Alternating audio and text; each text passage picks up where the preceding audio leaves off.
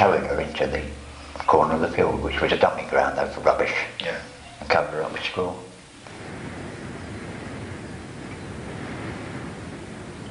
Rosemary's parents hoped to see their daughter a grown woman by now, with children of her own. I'd lay in bed some nights and I'd think of what he'd done to a girl of mine. I mean, once you lose a daughter, you lose a part of you. To be honest with you, I don't think anybody saw that capability from that guy. To sexually assault him, yes. But to go any further than that, then I don't think anybody saw that side of him.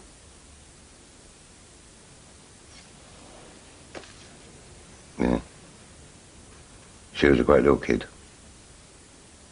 Very outgoing, happy.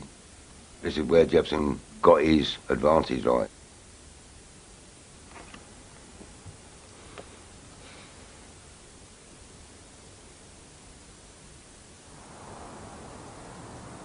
We'd interviewed numbers of people for murder. We'd never had anybody who'd been so explicit and who was obviously out to shock and make us complicit in his world, and to see whether we got some pleasure, perversely, out of what he was telling us.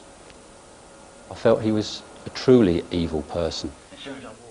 A criminal psychologist was advising the police interrogators. He said Jepson would only confess if they unravelled his world of fantasy and lies. Something that ran throughout the interviews with Jepson was a juxtaposition of reality and fantasy in his world, where names and places and times would become changed. In other words, he edited out in his own mind anything that would have caused him pain. It's a way in which he actually can distance himself from responsibility, from feelings of guilt, and it may be how he deals with the horror of the murders. The clearest example of this was a recurring dream that Jepson had fashioned during 25 years in prison. I'm on a swing, and little Nicola is laughing and clapping. I stop, and I land right smack bang beside Nicola, who's like a precious china doll to look at. Blonde hair to a little bump, slim. Put my arm round her. I said, "You want to come?" "No," she says. "Yes, you do." And then the next thing I know, we're walking down this lovely floral path, as if hovering on a cloud. And we come to this lovely house, the House of Paradise. What house, Ron? The House of Paradise. What? Lost name. Well, where's the House of Paradise? No, I don't mean... Could you explain to this gentleman about the House of Paradise? It's the perfect house because you've got the perfect child in the perfect location. Yeah. Paradise. Got it. And we go in, we have a laugh and joke, and then it's bedtime. And then we go upstairs to bed.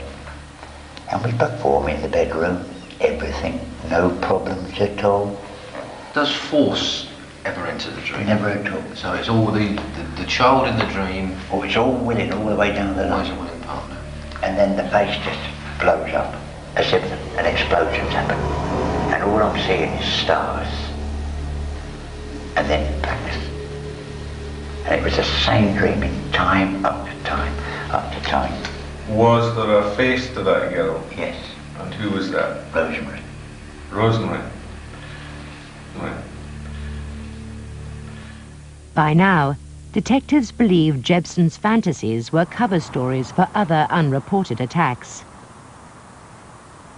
Michaela Odwell had stayed silent for 25 years prior to the investigation. She'd been Rosemary Papper's best friend at school.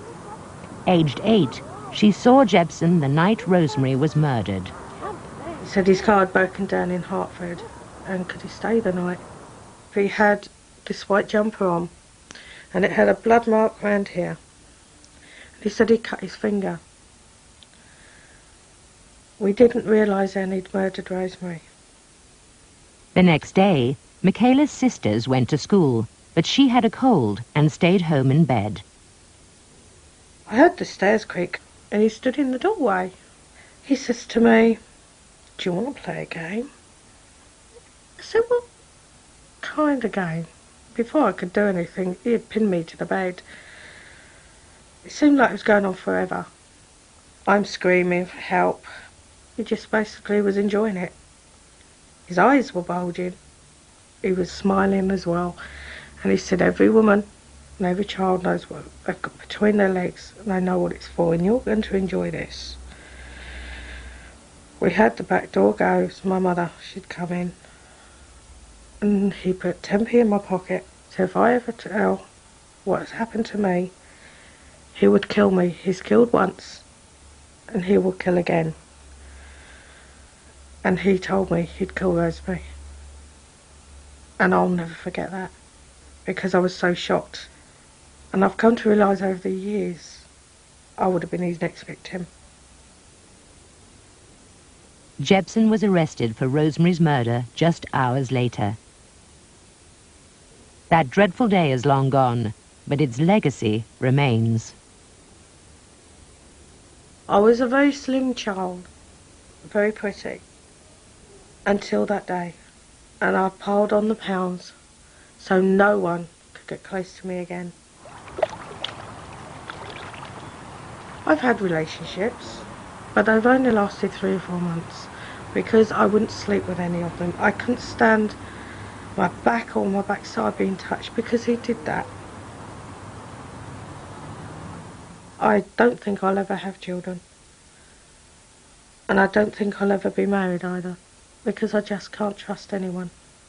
And he's taken all that away from me, and that's something I can never forgive. After the break, how police finally solved the 30-year mystery of who killed the babes in the wood.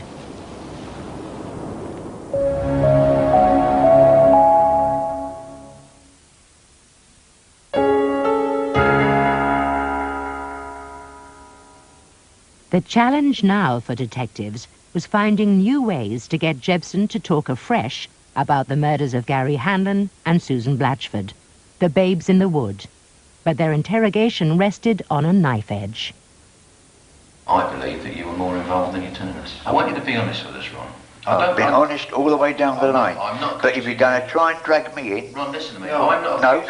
no, let me finish. Okay. If you're going to try and drag me in on this double murder, I will terminate the interview and fuck off back to Wakefield and then let you dig your own cases out. Ron, what do you mean drag you into something? I'm simply asking you to be honest with us, Ron. I am being honest. Okay, I'm not called you a liar, am I? No, but you're good as. I'm not called you a liar. No, fuck it. Ron, don't get heavy-handed. 4:26. I'm stopping the tape. How could the detectives get under Jebsen's guard? The breakthrough finally came when they showed interest in a recurring feature of his crimes, something that harked back to his childhood days. We looked at the issue of hides, shelters, and this played a great part in Jebsen's vision, his fantasy. He was given his head, so to speak, and he talked about hides. You walk into a wood, you're going to build a hide. Educate me, Ron. Educate Right. me. Willow. Yeah. Nice willow branches. Yeah. And you tie them down to the ground, so you make an arch. Right. So you bring one this way, and you'll bring one that way. Yeah. So you've got a circle of 8. When you're in the hide, yeah, are you the little boy again? I'm that little boy again. Little Ron Gilson lives in safety, paradise. Nobody can get at him. Let's draw a little bit of a separation here. Who am I talking to? Now you're talking to Big Ron. Right. But little Ron is always in the background. It hit us totally by surprise that you had 2 competing forces, 2 elements, 2 personalities within Ronald Jebsen, Jekyll and Hyde, and when one overrode the other, then that led to murder. This new insight into Jebsen's personality seemed to explain why he had been so difficult to pin down. It was decided to make one final push for a confession to the Babes in the Wood murders. I think we're communicating for the first time. Right. You understand what I'm saying? Do you feel that? Yeah. Right. We've been talking about children. Yeah. Who have I been talking to? Little Ron. So it's Little Ron that's doing the children, isn't it? Yeah. The Enfield kids have got Little Ron's hallmarks all over them. Still ain't Little Ron. I don't want Big Ron to interfere with Little Ron here. Okay? Come on. The old bank was fucking about with the two Enfield kids. Little Ron did it? Yeah. Is Little Ron going to tell me the truth? Little Ron is telling you the truth.